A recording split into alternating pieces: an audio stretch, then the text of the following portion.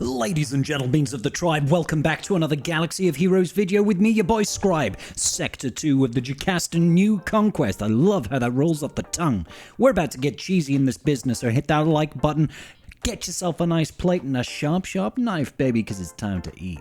Here we are in the wonderful Sector 2, ladies and gentlemen. Apologies for the slight delay on this one. Let's take a look at the feats of this sector. Alright, we've got first, damage it. We need to attempt to inflict critical damage down 50 times. We also need to gain evasion up 50 times. Threads of Destiny is the third feat. Win 10 battles with Great Mothers surviving, and purchased loyalty. Win 10 battles with a full squad of mercenary units. So before we even begin, we can already start to break this down just a little bit. We need 20 battles in total here that either use the Great Mothers or use mercenaries. You are going to have to do that across the entire sector. Each sector has got 22 battles. Alright, so if you need 10 and 10, all of your battles, basically, apart from the boss battles, are going to have to go on either Great Mothers or on mercenaries as you are progressing through. Now, don't get me wrong, you can come back later and clear them up on the bonus nodes or something like that, but it is in our interest to try and be as efficient as possible, ladies and gentlemen. The mid-sector boss has got win with Padawan Sabine Wren in your squad. She does not need to survive, so as long as you have her unlocked, we'll be able to get that done. And then Hokey Religions, win without using any Jedi, Sith, or unaligned Force users. On the boss node, we're facing off against Admiral Radus, and we need to win with a full Dark Side squad, and then we also need to win with a full Galactic Republic Jedi squad. So another 2 battles that are mandated for this particular sector. Now, I do have some pretty beautiful Gorgonzola cheese for you for this sector, and we will dive into it, because I do know that we can get these feats, crit damage down and evasion up, in one battle. Combined, together, the juiciest of combos ever. It will require a little bit of a setup, but that is okay. We will go through all of that shortly. So before we really get into the meats and bones of it, let's take a look at the characters that we can use in order to get critical damage down. Now, B2 over here can apply critical damage down on his basic. Bastilashan Fallen can apply it when she uses her Fear ability, that is her second special. Dash Rendar can also apply it when he uses his second special. Both of these are AoEs. Chrysanthemum doesn't actually have crit damage down, and Leia can apply it to certain enemy types. Padawan Obi-Wan can only apply it if you happen to have his Omicron, and Paz Vizsla will apply it as an AoE to all enemy characters when he uses his first special. Note that we can actually use Paz Vizsla to double dip when we're doing global feats for full light side Mandalorians. Finally, we have Saw Gerrera, who can apply it when he uses his explosive trap ability, which is his leadership ability. Looking now at Evasion Up, Biggs Darklighter can apply it whenever he takes damage from an Empire enemy or is critically hit. Commander Ahsoka Tano will pass it when she uses Shien onto an ally character. Darth Bane passes it as part of his leadership to all allies. Echo can do it on his basic. Han Solo does it on his second special, and it is an AoE spread buff. This is probably the easiest way of getting that evasion up. Hunter will apply it to all of his Bad Batch allies with his first special. Jyn only applies it on her Territory War Omicron. Luminara is able to apply it when she does her basic. Omega doesn't actually have it, she just has a clause in her kit that gives her benefits when she has evasion up. Once again, Padawan Obi-Wan only does it if you have his Omicron, and Seventh Sister has it on her second special. This, once again, is an AoE. Now, I do recommend people use Han Solo. He's widely accessible, a very strong unit, and spreads it to his entire team. So this would be my #1 choice. Now, if you are looking to cheese this, I do recommend you find yourself a separatist team, preferably one with Jango Fett, as you can see in my Sector 1 video. If not, as long as it has Droideka and we can time it out correctly, we'll be able to get all of these feats done in one battle. The data disk setup for this one then is relatively straightforward. I've gone for a weak point here, lots and lots of quickening, also running weak spot. That's going to ramp my offense a little bit, helps at the start. Then it's just any level of like ruthless swiftness that you've got. Spirited speed is very, very good, gives you extra turn meter when you are gaining buffs. The more of these that you have, the better. And just a little bit of survivability over here. You don't really have to worry too much about having a crazy setup, but anything that gives you lots of speed and lots of turn meter will be great here, okay? So I've gone through this setup a number of times. What you want to do is you want to get that Droideka over there into damage immunity. Once he's in damage immunity, we want to control the field. It's very important that we try to take out the B1 stacks as quickly as possible. B1 is passing additional tenacity to the entire enemy team. We need to make sure we get rid of those stacks lickety-split. So this first section here, you do want to use this AoE with Chewbacca. That is going to get them out of stealth, and it gets Droideka into damage immunity. So immediately start focusing down on the B1 units. We want to get rid of those stacks as quickly as possible, but we also want to get the tenacity down on that Droideka. That comes from the basic on Chewbacca. After we've done this a little bit, you want to try and remove turn meter from Droideka to stop him from ever taking a turn ever again, alright? So we're just going to lay into him a little bit. I'm calling in extra assists here, hoping to remove the turn meter off that Droideka. Removed the B1 completely there, and we now are just down to GG, the Magna Guard and Droideka. Okay, now we'll be able to ignore the taunt on that Droideka, or the mark in this case on that Droideka, with CLS when we use call to action. Okay, the reason why weak spot and weak point is useful here is because we can help kill that Grievous a lot quicker and take out the enemy units. Once everybody's dead, we've just got it down to Droideka. Now you can, if you really want to, just get that crit damage down, put it on auto basic from here, and you should never have that Droideka take another turn, provided you have the right setup, provided you've got a lot of those bonus stats on your data discs to give you additional speed, additional turn meter on buffs and that sort of thing. That will give you all the crit damage down. Alternatively, just play it manually, okay? Use basics with Chewbacca, basics with CLS, and then on Han Solo you want to be using his first and second special to gain the stuns and passing AoE evasion up. Just basics on your B2. If you really want, you can use your C-3PO to go ahead and put translation on B2 manually. That will call him to assist, which is another instance of crit damage down on that basic. And that is quite literally it, guys. You can farm this until the end of the battle, and if you still want to win the battle so that you got that victory, go ahead and just use B2's first special, or use Chewbacca's first special to get rid of that damage immunity.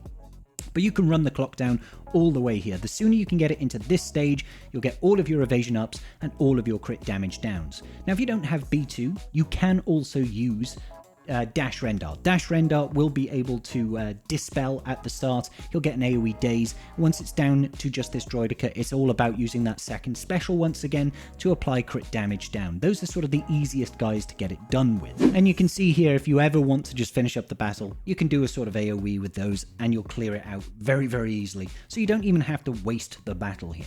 If you don't want to actually go ahead and try and do that, or maybe you don't have a Separatist node, you can use a team like this as you are progressing through the stage that will double dip or triple dip on feats. Here we've got a full light side mercenary squad. We need to win 10 battles with mercenaries, but we also can still use Han Solo and Dash Rendar in this team, which means we've got AoE crit damage down and AoE evasion ups. I'm just currently on the bonus node at the end of the mission just to show you how I would go about doing this. As you're progressing through the sector, have this as a consideration for one of your teams. It really isn't so bad in terms of viability. You'll see this second special, Seeker Missiles from Dash over here. We can do that AoE and booyah. Not only do we get an AoE daze, we also get crit damage down, which is exactly what we're looking for.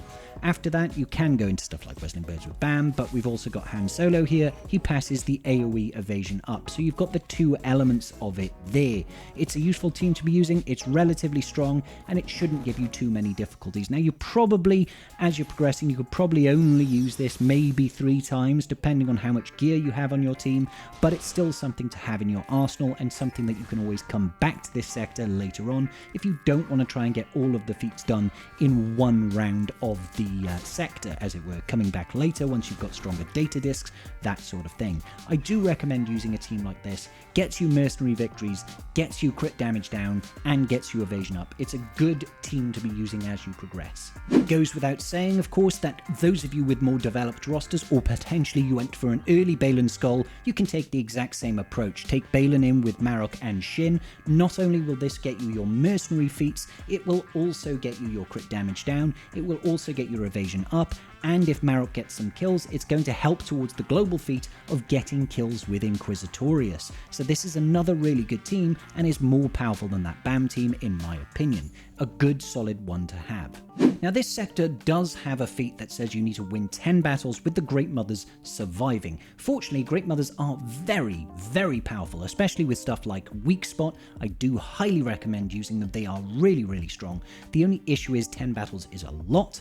if you can manage it and you've got relatively strong Night Sisters, I do recommend going in with a strong Great Mother's Morgan Elsbeth setup. You can use things like Mother Talzin. Mother Talzin will give you progressive additional turn meter when your allies hit below certain thresholds of health, so it makes it a little bit easier to interrupt the enemy if they're one of those turn meter train teams, just to interrupt them and get them done. Now, if you do not have a particularly strong Great Mothers, I recommend going in with a CLS team or an Inquisitorius team. We're talking like Reaver with Grand Inquisitor and a full cadre of additional support. Don't forget that 7th Sister can pass AoE evasion up, so that is another source of sector feats for you. If not, throw them in with your strongest Galactic Legends. Typically anything that's going to get out of the gate nice and fast, interrupt the enemy team, and keep that turn meter train rolling. These are the 3 mercenary teams that I have been playing with as I've been going through the sector, of course. This top one, as we've gone over before, using potentially Kira and Hondo. In particular, I do recommend using Dash and Han in any mercenary team that you can, just to help get those additional global feats. But you can also use a bounty hunter one. There are a lot of bounty hunters that are also mercenaries, so you can use these to double dip on feats as you progress as well. The mid-sector boss is, of course, Hux with the First Order. There are 2 feats that we need to get done here, and we cannot do them in the same battle, unfortunately. Win with Padawan Sabine Wren in your squad, she does not need to survive, or win without using any Jedi, Sith, or Unaligned Force users. Now, when we're using the Padawan Sabine Wren, if you can, I do recommend going in with a full Lightside Mando team to help you double dip on the global feat for winning 10 or 20 battles, with Lightside Mandalorians. I understand and appreciate not everybody will have Bo-Katan Mandalore though, so you either want to go in with a Beskar Armor Mando, or potentially either the Armorer as a lead, or even OG Bo-Katan. We'll go in with OG Bo-Katan here. Oh, sorry, we need Padawan Sabine Wren, and I'll take in Bam, I'll take in IG-12 and Grogu, and I'll take in Armorer or something like that. Actually, let's get rid of IG-12 and Grogu. Let's try and make it a little bit weaker.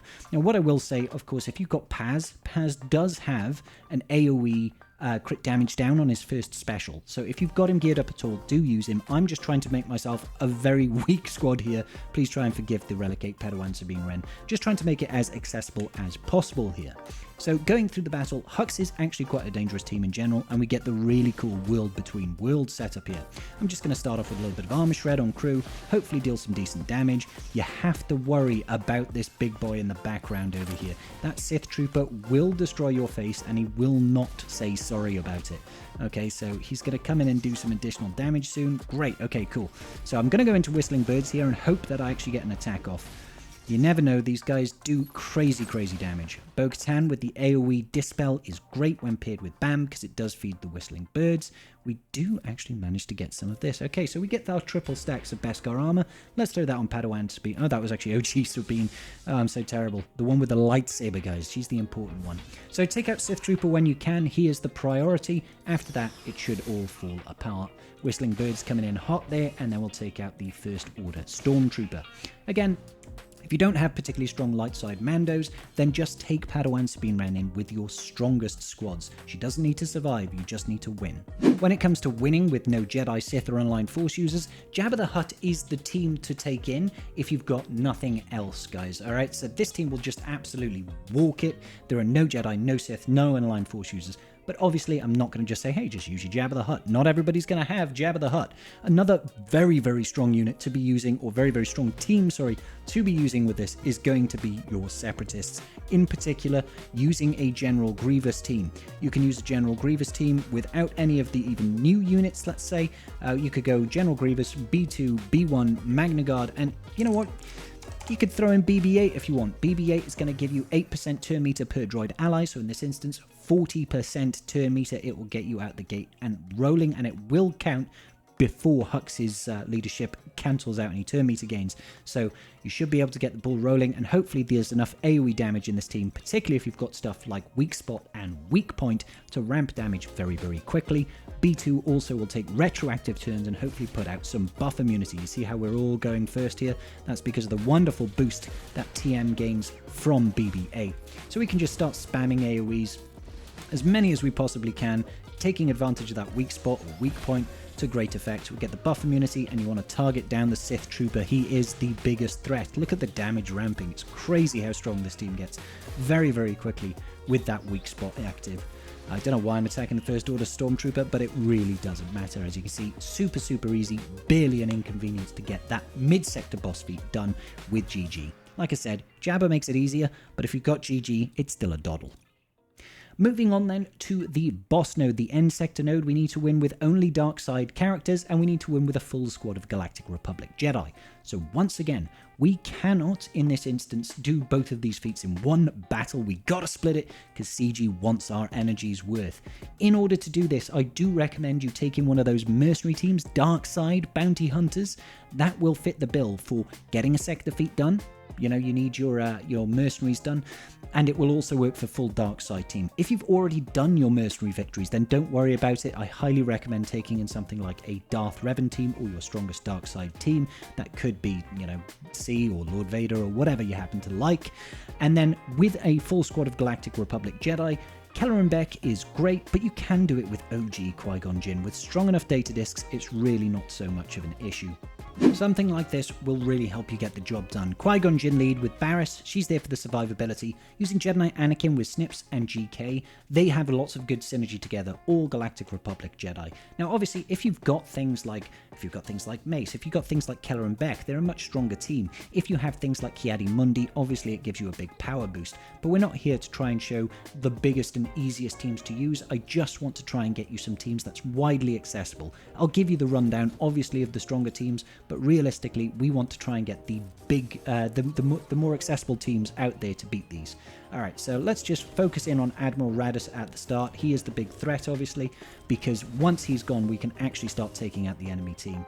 So Barriss is good for the survivability. She's going to give us those heals if and when they crit, and GK is going to pair rather nicely with that by offering us additional evasion and crit damage, crit avoidance, sorry, not crit damage.